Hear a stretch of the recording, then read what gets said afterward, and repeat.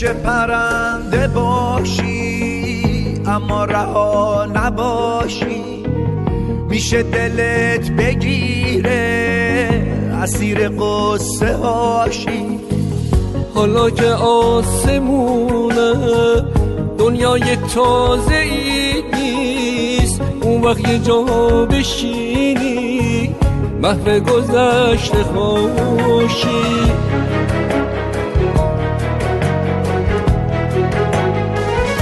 ترسیده باشی از کوچ اوجو ندیده باشی، واسه یه مشت دونه اهلی آدماشی.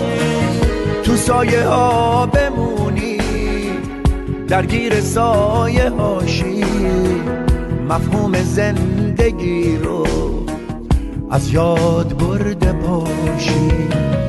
دلت بخواد دوباره از ته دل بخونی، از ترس ریزش رشک غمگین و بی صداشی.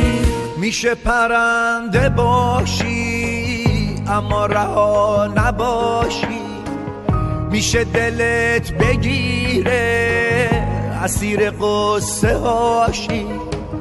حالا که آسمونه دنیای تازه ای نیست، اون وقت یه جا بشینی محو گذشته خوشی.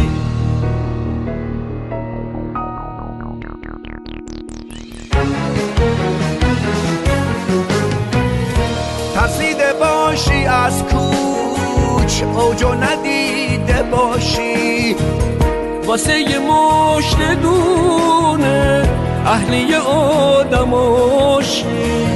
تو سایه ها بمونی درگیر سایه هاشی، مفهوم زندگی رو از یاد برده باشی.